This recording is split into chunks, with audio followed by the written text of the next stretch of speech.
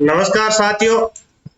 पिछले जो अध्याय है उसमें हमने चंबल नदी का अध्ययन किया था।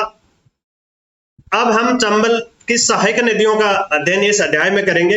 हालांकि चंबल की सहायक नदियों में बनास प्रमुख नदी है, लेकिन बनास की भी बहुत सहायक नदियां हैं, तो ये चैप्टर लंबा ना हो इसलिए हम चंबल की बनास की सहायक नदियों के बाद में अध्ययन करेंगे। चंबल की सहायक नदियों का करते हैं। तो आज हम शुरुआत करते हैं चंबल की सहायक नदियों की। चंबल की जो सहायक नदियां हैं उसमें प्रमुख जो नदी है वो है काली सिंध। काली सिंध, काली सिंध है, इसका जो उद्गम है वो देवास मध्य प्रदेश है। कहां? देवास मध्य प्रदेश इसका उद्गम स्थल है। काली सिंध जो नदी है वो राजस्थान के 3 जिलों से बहती है, झालावाड़, बारां व कोटा। कोटा, बारां और झालावाड़ इन 3 जिलों में बहती है। नक्शे में देखिए, ये नदी देवास मध्य प्रदेश से पहले झालावाड़ में आती है, यहाँ झालावाड़ में प्रवेश करती है।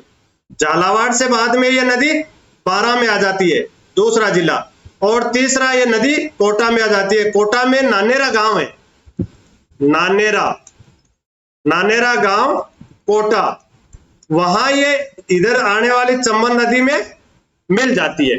तो इस तरह से काली सिंध जो है वो राजस्थान के 3 जिलों में बहती है, झालावाड़, बारां और कोटा में आके ये नानेरा में चंबल नदी में मिल जाती है। काली सिंध और आहू, काली सिंध प्लस आहू, आहू नदी, इन दोनों नदियों के संगम पर गागरोन दुर्ग, गागरोन जलदुर्ग है, जो झालावाड़ जिले में काली सिंध और आहू नदियों के संगम पर बना हुआ है। गागरोन में काफी समय यूं कहिए खिंची वंश के शासकों ने शासन किया, इसलिए गागरोन और उसका आसपास का जो क्षेत्र है वो खिंचीवाड़ा के नाम से जाना जाता है। तो ये गागरोन दुर्ग काली सिंध और आहू नदियों के संगम पे बना हुआ है। झालावाड़ जो शहर है, झालावाड़ शहर, ये काली सिंध नदी के किनारे बसा हुआ है।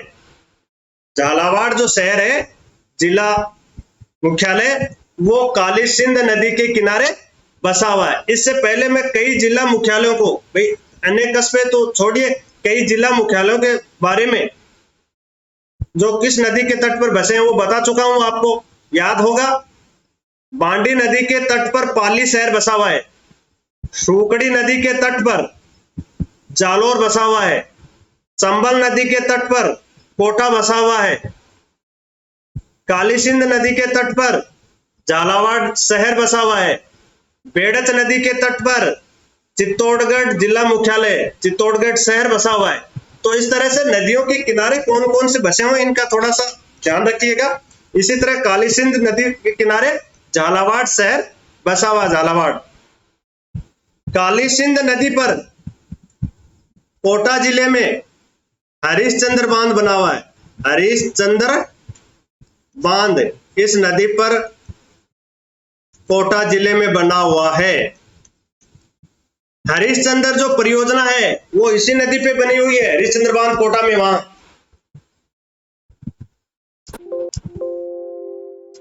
काली सिंध की प्रमुख सहायक नदियां में हम बात करें तो उसमें है परवन, निमाज,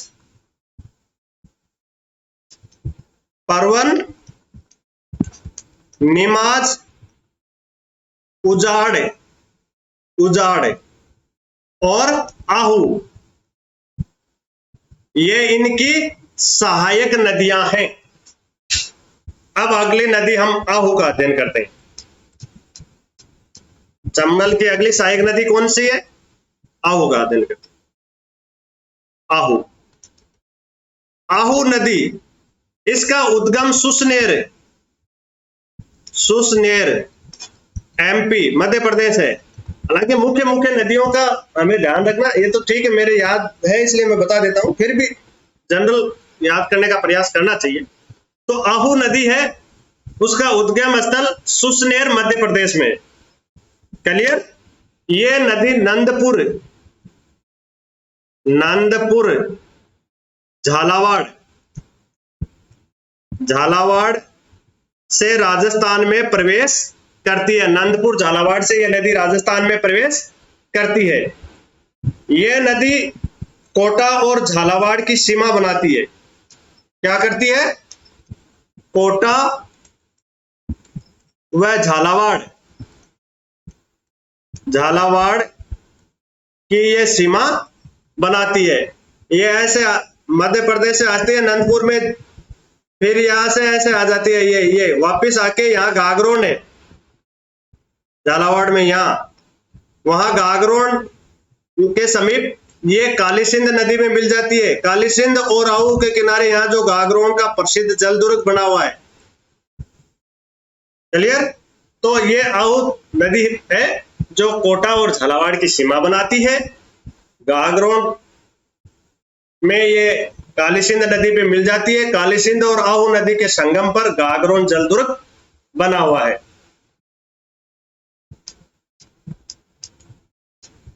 अब अगली नदी लेते हैं अपन पार्वती।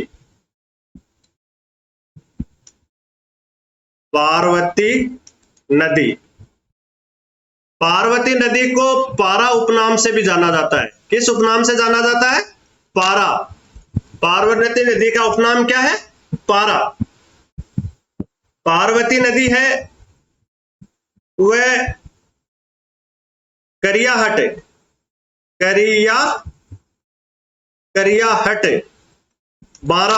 बारा जिला में करियाहट के समीप से राजस्थान में प्रवेश करती है ये। ठीक है? और पालिया गांव सवाई माधोपुर में है। सवाई माधोपुर में पालिया गांव में यह चंबल नदी में मिल जाती है। किस में मिल जाती है? चंबल नदी में मिल जाती है। ठीक है? चंबल और पार्वती प्लस चंबल नदी, इन दोनों के संगम पर राष्ट्रीय चंबल अभयारण्य बना हुआ है। चंबल अभयारण्य बना हुआ है। चंबल और पार्वती ये यहाँ है, उत्तर प्रदेश, एमपी और तीनों में ये ठेठ तक फैला हुआ, 3 राज्यों में है राष्ट्रीय चंबल अभयारण्य, जहां जहां चंबल नदी है। और ये राष्ट्रीय जो चंबल अभयारण्य है वो घड़ियाल है। घड़ियालों के लिए प्रसिद्ध है। तो ये पार्वती नदी और चंबल नदी पर है। हालांकि मुख्य चंबल पर है, लेकिन यहाँ दोनों है, वहां पर भी ये है। तो इस तरह से पार्वती जो नदी है वह पालिया गांव माधोपुर में चंबल नदी में मिल जाती है। पार्वती की जो सहायक नदियां यदि हम देखें तो सहायक नदियों में है अहेरी, अंधेरी, रेतरी व कूल। ये 4 है वो पार्वती नदी है, उनकी सहायक नदियां हैं अहेरी, अंधेरी, रेतेरी व कुल। एक पार्वती नदी धौलपुर में भी है, जिस पर पार्वती बांध वहां बना हुआ है, वो अलग है, ये अलग है। अब अगली जो नदी हम लेते हैं वो है परवन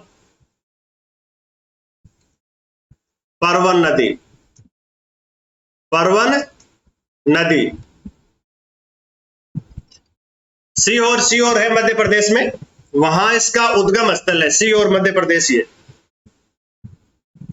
वहां से ये नदी निकलती है और राजस्थान में ये 3 जिलों में बहती है। वही 3 जिले कोटा, बारां और झालावाड़। कोटा, बारां व झालावाड़। इन 3 जिलों में ये नदी बहती है। क्लियर? परवन नदी,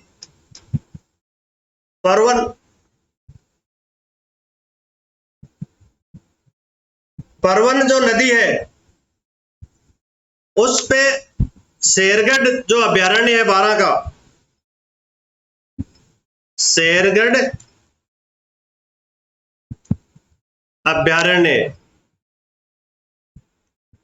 अभ्यारण्य, बारां जिले में है।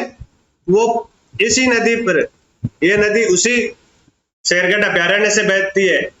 यो कहिए कि शेरगढ़ अभ्यारण्य इसी नदी पर है। और शेरगढ़ दुर्ग भी, शेरगढ़ दुर्ग जिसे कोसवर्धनगढ़ कहते हैं ना,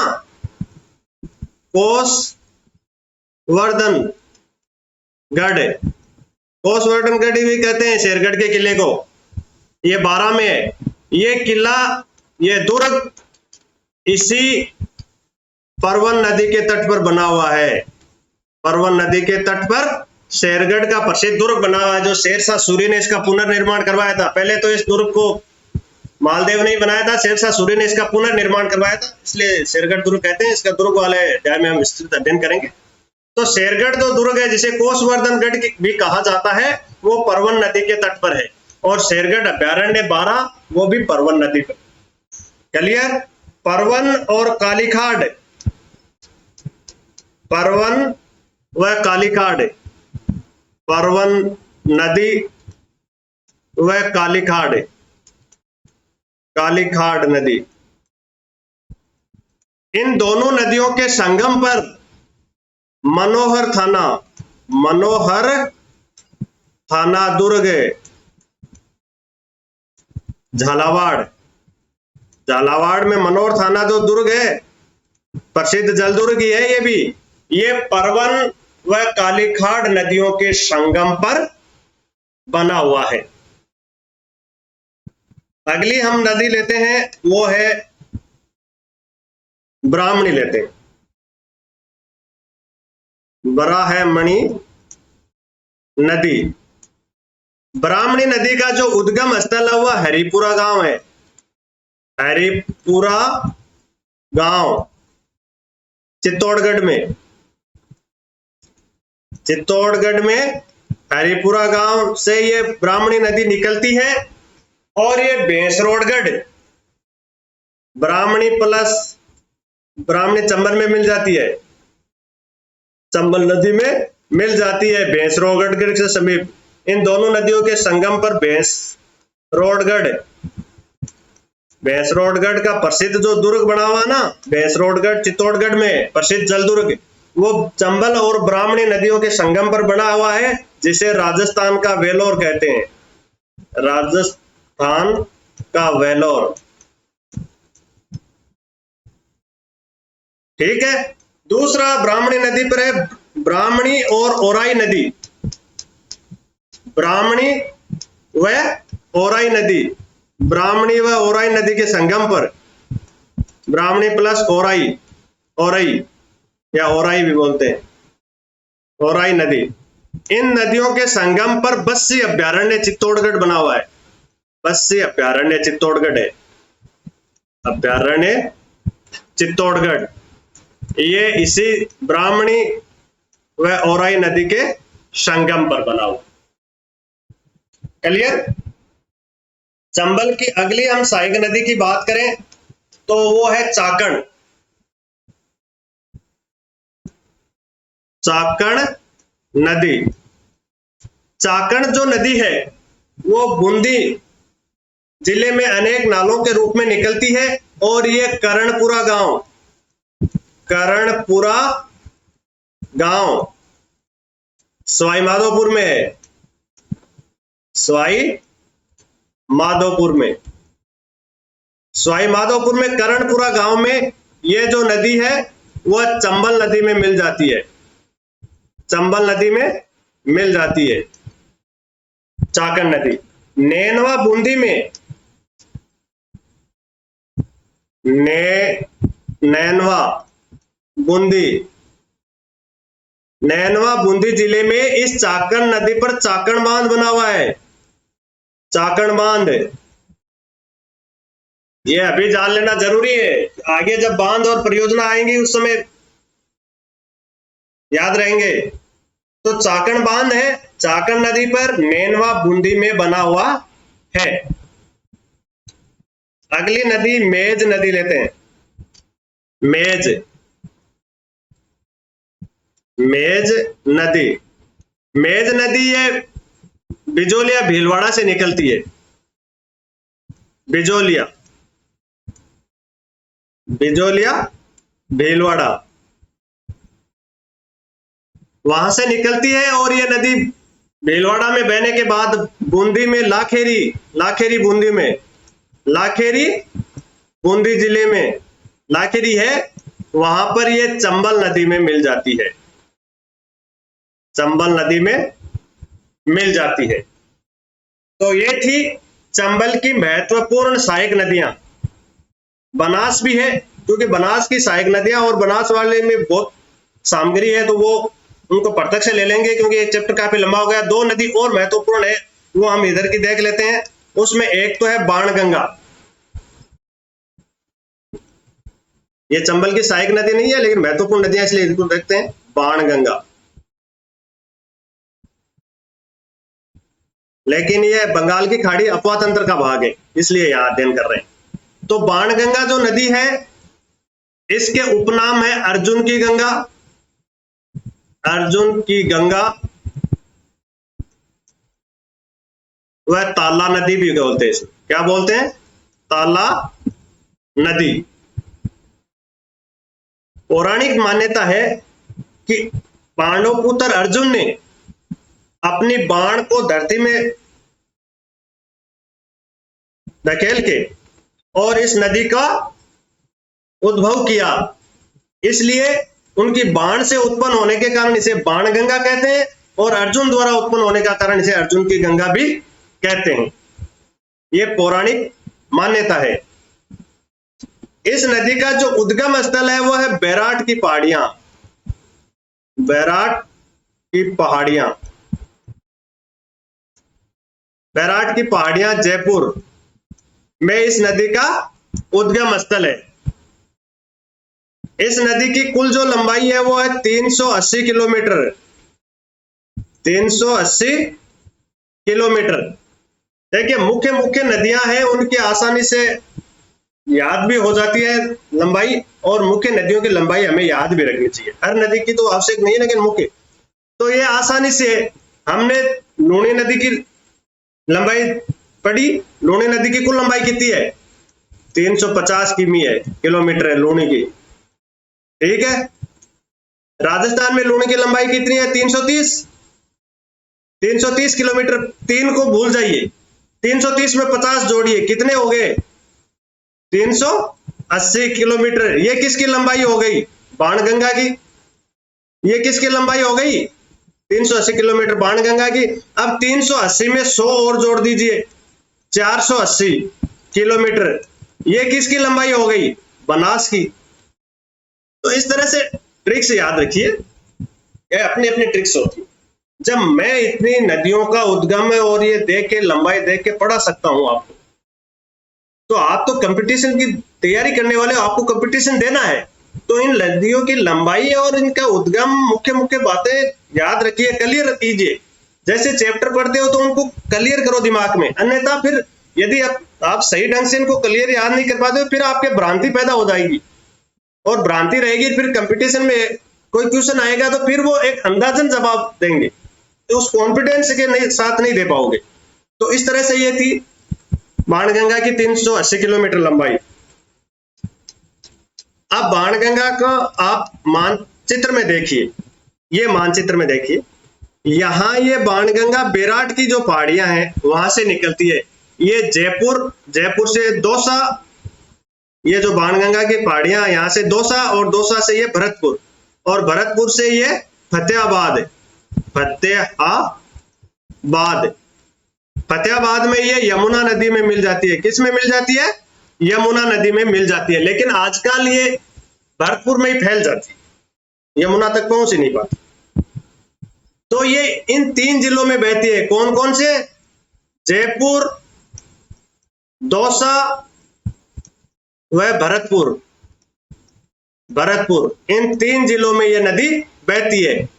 यहां जयपुर में देखिए मानचित्र पर, जयपुर यहां जमुआ रामगढ़ में जमुआ रामगढ़ बांध बना हुआ इस नदी पे, जमुआ रामगढ़ बांध। जमुआ रामगढ़ बांध इस नदी पर बना हुआ है, जो जयपुर को पेयजल की आपूर्ति करता है।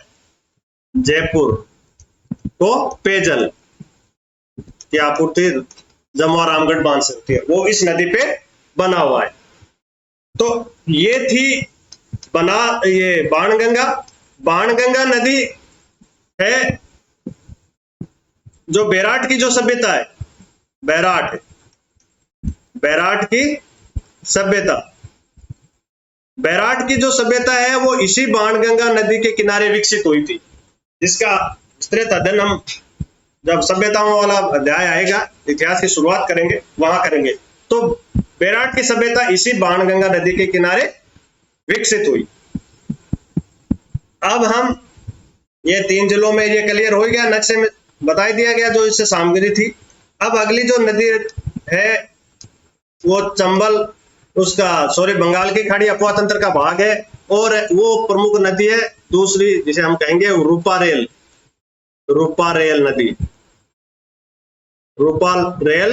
नदी।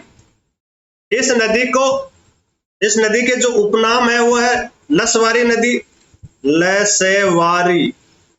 लसवारी नदी, और इसे वरा नदी भी कहते हैं। वरा है नदी, ये दो इस नदी के उपनाम है, लसवारी नदी और वरा नदी। ये नदी देखिए नक्शे में, ये 2 जिलों में बहती है। यहाँ अलवर में यहाँ उदयनाथ की पहाड़ियां हैं, वहां से उसका उद्गम होता है, और ये अलवर से भरतपुर में आती है, और भरतपुर से ये उत्तर प्रदेश में आ जाती है, और यहाँ यमुना नदी में मिल जाती है।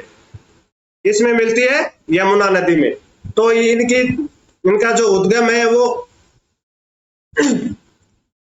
अलवर जिले में है, उदयनाथ की पहाड़ियां, उदयनाथ की पहाड़ी,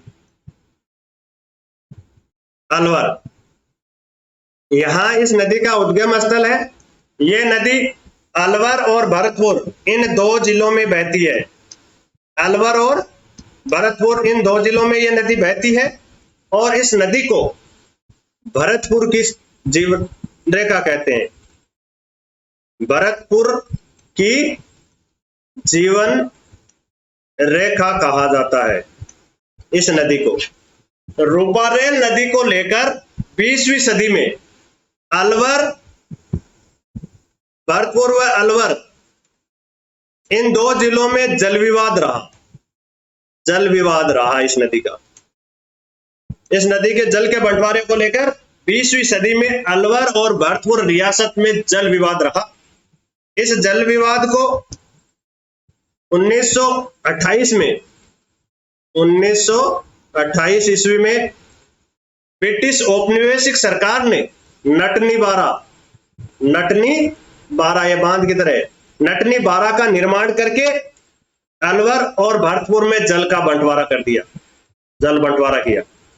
बंटवारा करके, और इनके बीच जो विवाद था जल विभाजन का, उसका समाधान ब्रिटिश औपनिवेशिक सरकार ने 1928 में नटनी बारा का निर्माण करके कर दिया।